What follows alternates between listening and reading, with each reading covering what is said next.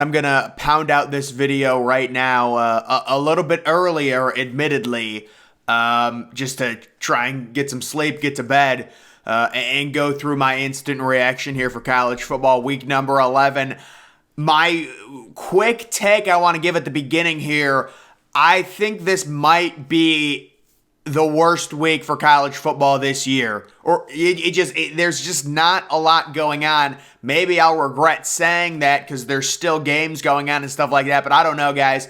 We will see. We're starting with the Ohio State-Indiana game. The Buckeyes end up covering that, 40-point spread. We were looking for that. They scored 14 fourth quarter points. CJ Stroud does what he needs to do in terms of the Heisman stats, the 5 passing touchdowns, the 300 yards. He deserved a game to stat pad after having to play in a hurricane last week. It ruined his stats. He kind of got him back a little bit. The big thing here, Ohio State, their special teams is horrible. Parker Fleming needs to be fired.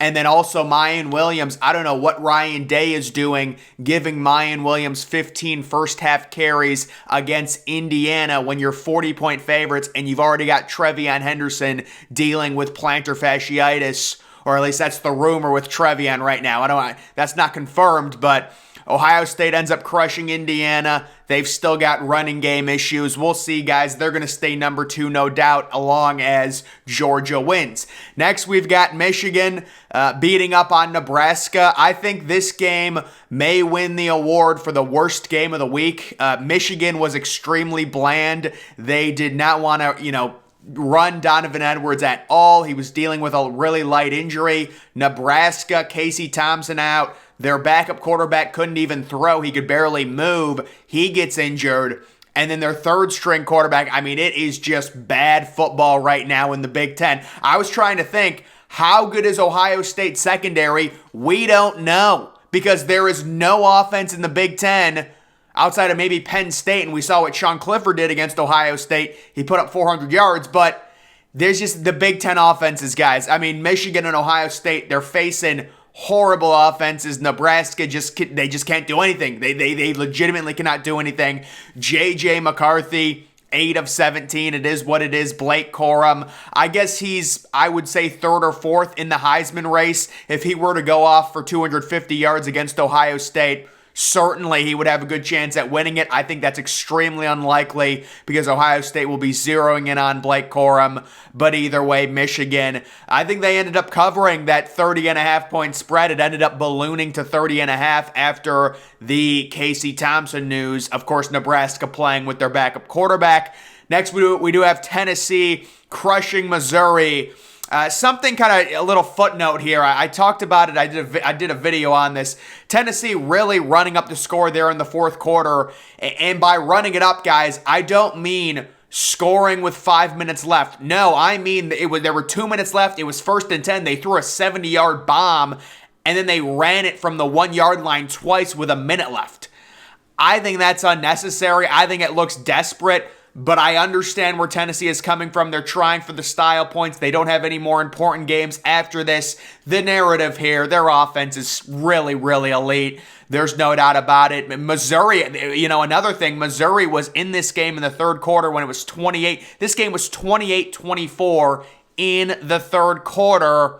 And then Tennessee went crazy.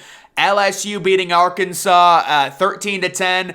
LSU is not in the business of needing style points, guys, with the 2 losses already. So I think just getting this win, is good enough. Is LSU the 7th best team in college football?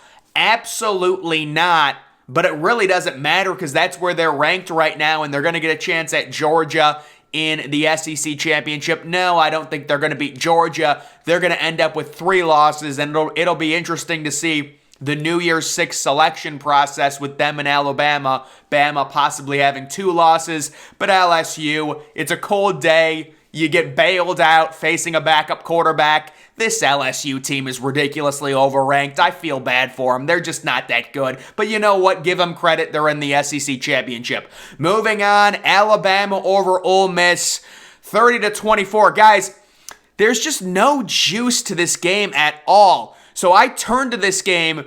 There's 2.5 minutes left. Jackson Darter's getting ready to go on the field. And guys, I don't know if it was the way CBS was broadcasting the game. The crowd was dead for Ole Miss. Maybe that's just the way the crowd noise was amplified with the CBS broadcast. But I mean, I was watching this and I was like, you go back and rewatch that drive. This is the game-winning drive against Alabama. You've got Gary Danielson dealing with whatever he's dealing with. He can barely talk. That game was a mess. But Bama ends up winning. Alabama, guys, they're a good team this year, but there's clearly something missing. It's really Bryce Young only on offense. Ole Miss outgained Alabama, I think, by like 100 yards in this game. So Bama with the 2 losses, and now they're definitely not going to the SEC Championship, so they are officially eliminated. They're probably going to win out. They faced, I think, Austin Peay, and then they face Auburn in the rivalry game. So they'll get their little New Year's Six Bowl more than likely. If they somehow lost to Auburn, they would be out of the New Year's Six race. Next, we have Clemson beating Louisville. I give Clemson credit here. There was a quarterback injury. Malik Cunningham got injured, I believe. He was kind of injured middle of the second quarter maybe in that game. But you give Clemson credit for the win. DJ Uiagalelei, pretty typical, mediocre numbers. It is what it is. But look, I did have Louisville winning this game. I didn't, the quarterback injury definitely affected it. It's no excuse, but you give Clemson credit. Listen, guys, Clemson is not making the playoffs. I would take a one-loss TCU over a one-loss Clemson. We've seen Clemson in the playoffs 20 times. They have a horrible quarterback situation. Let's not drum up some fake narrative like Clemson still has a chance to make the playoff, because I know people are going to try and do that this week. There's no reason to do that. Next, Penn State football, my goodness. Is it Penn State football or is it this Maryland offense? Oh my God. Maryland's offense the past 2 weeks. They score 10 points at Wisconsin. They had like 100 total yards. And then this week they get shut out 30-0. An elusive shutout. Such great football being played by Penn State. They got to move in front of Alabama, guys. I would move, absolutely. At least they got to be moved up to like number 11 or number 10, in my opinion. Penn State, really solid football team. All they do is cover spreads. All they do is win these games. And maybe it is Maryland's offense here, because that's 2 weeks in a row Maryland has just been horrible on offense. And we've got Boston. And guys, this was so obvious. We should have seen this coming. NC State listed as 19-point favorites. Boston College ends up upsetting them. And NC State, we thought their season was turned around. We were making this narrative. They lose Devin Leary. It's so uplifting. And then they come out and they lose as 19-point home favorites with MJ Morris. And the Boston College quarterback, Moorhead, throws for 330 and 3 touchdowns against that good NC State defense. That's impressive. I think NC State was up 14-0 early in the first quarter of this game as well. So NC State, they're going to be out of the rankings, I would think. They were ranked 16th. That's a big drop, but I think they will at least move them down to like 25. We've got the big American game, and we've got UCF defeating Tulane here, guys. And UCF was up this whole game. I trusted UCF. I said they were going to win this game. The over was going to hit. They were 2-point underdogs, and they end up basically trouncing Tulane. Tulane tries to make it close late, and they're like, oh, it's only a touchdown game. No, it was actually worse than that. You just tried to make it closer. So UCF totally controls this game. This is a top 15 team in college football. They're 8-2 right now, and they're the current favorite to, be the group of 5 team to a New Year's Six Bowl. What a university that is. And Tulane, you know what? Tulane's probably going to move down to like 23 or 24. They're still a good football team, of course. We've got Notre Dame beating Navy, so very surprising. Just Notre Dame scoring 35 points in the first half. It's a shocker. And then, of course, they get shut out in the second half. And guys, I think the real takeaway is Notre Dame is a really good football team. Navy makes a crazy comeback. They score 16 fourth quarter points, but this game really wasn't that close. It was really controlled by Notre Dame. Drew Pine, the 5 total touchdowns, 4 passing touchdowns, 1 rushing touchdown, all in the first half. I think Notre Dame, probably a top 16 team at this point.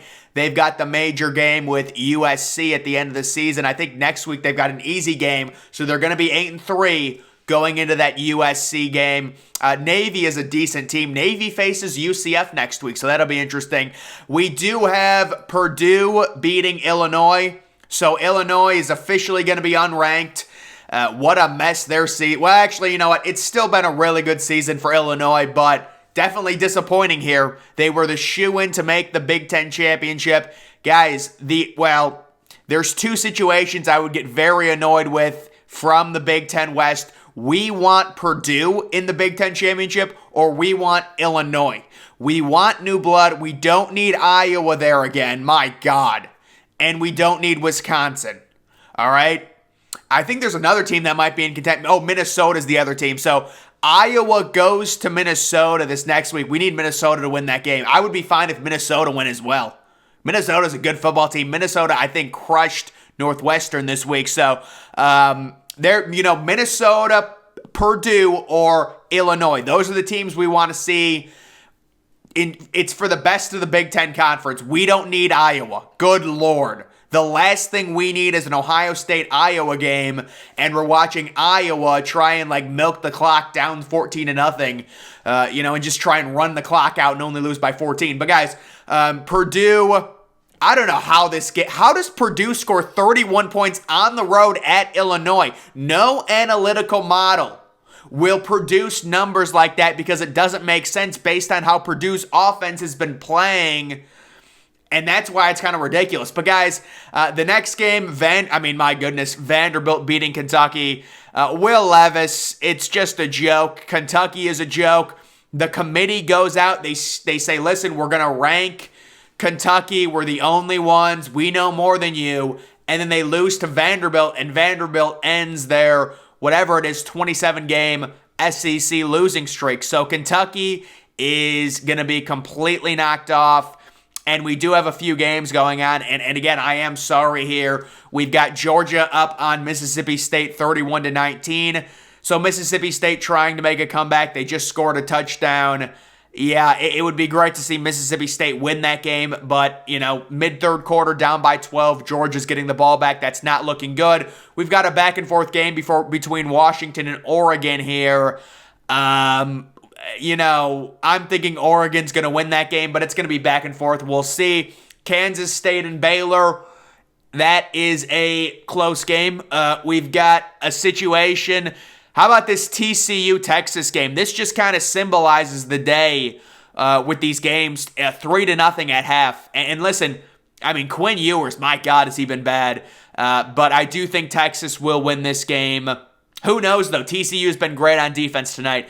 North Carolina, Wake Forest involved in a shootout. North Carolina up right now. Josh Downs, Heisman, 101 yards, 3 touchdowns, and 3 receiving touchdowns in the first half. Guys, the Drake May Heisman stuff's got to stop. We got to stop doing that, all right? It was cute for a little bit. Let's not do that. Florida State, Florida State's just a really good team. Jordan Travis, 17 of 18. 120, that's not a lot of yards, but still, 127, 2 touchdowns, 17 of 18 passing in the Carrier Dome. And this Florida State team, I think they're a top 15 team at this point, the way Jordan Travis is playing. They are trouncing everyone. They come in as 8.5-point favorites. And again, guys, I am doing this earlier, so I really can't draw conclusions because a lot of the college football day is going to depend on the TCU-Texas game. So I don't know. What I can say, Ohio State and Michigan, really the Big Ten offenses are just horrible. Penn State's a top 10 team. Alabama and Ole Miss, really a letdown game. The SEC, their outdoor atmospheres are getting worse. They're getting real bad. You watch that game, there's no energy in it at all. And I don't think I was the only one that thought that. Tennessee running up the score, it's unnecessary. And it's just, you need to learn how to win. That's just, listen. And then they say Ohio State runs up the score. No, there's a big difference between scoring a touchdown with 6 minutes left in the fourth quarter and on 1st and 10 from your own 41 with 2 minutes left throwing a 70-yard pass up by 35 points. There's a big difference. People don't understand what running up the score actually is. Ryan Day doesn't run up the score when he has Kyle McCord in with 7 minutes left in the fourth quarter and they hand it off 7 times and they score. That's running up the score. We need to call timeouts when we get down to the 1 yard line. And we got to put the style points on now. Yes. Hendon Hooker's 5 minutes are over. He's not winning the Heisman. He had his chance against Georgia. It didn't happen, guys. LSU, it's a feel-good win for LSU. They're certainly, I would say, I think Notre Dame's better than LSU. I think Penn State would annihilate LSU. I mean, let's be honest, guys. Some of these, like a team like Illinois would beat LSU, to be honest. I like LSU. They're a cute team. But wow, I mean, we're celebrating a 3-point win for LSU. The standard is really low. Can we at least move? Guys, we need to see Penn State in front of LSU and Michigan this week. Penn State in front of LSU and Alabama. So my projected rankings right now, it's Georgia number 1, it's Ohio State 2, it's Michigan 3. Of course, assuming Georgia wins this game, and they're up right now. So, and then at number 4, listen, I can't even do it. The TCU game's not over. So I can't even give you my rankings right now. But either way, guys, that's kind of the narrative. So we will see what happens. And that's going to do it for this video, guys. Make sure you're following me on Twitter. Link to that's always in the description.